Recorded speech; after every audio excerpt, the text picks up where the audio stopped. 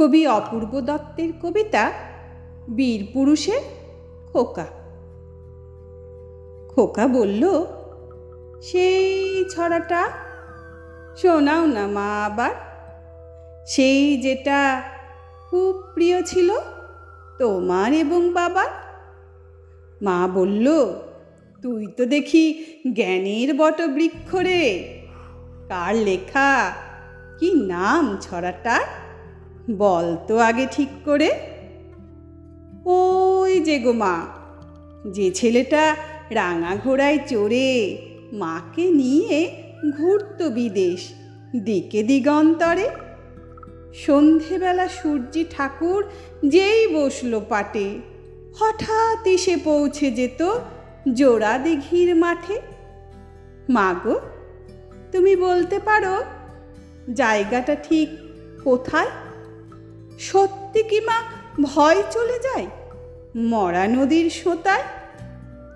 আচ্ছা ধরো তুমি যাচ্ছ পালকি চেপে একা, পথঘাট সব মনীষীহীন, পাখিরও নেই দেখা, গাছের মাথায় ঘনান্ধকার, দেখা যায় না ভালো।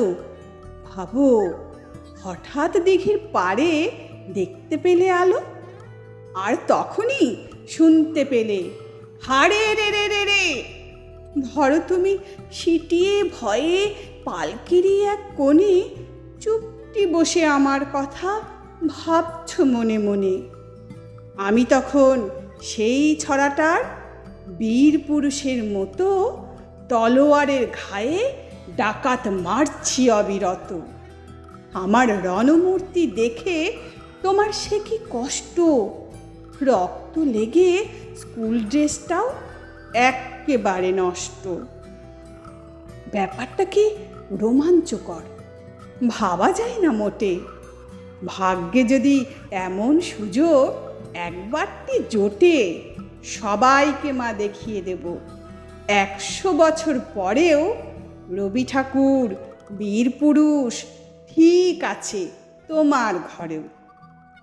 ওই যা দেখো, বলে ফেললাম কোন ছড়া কার লেখা। দোষ কিছু নেই, সবই তোমার কাছেই শেখা।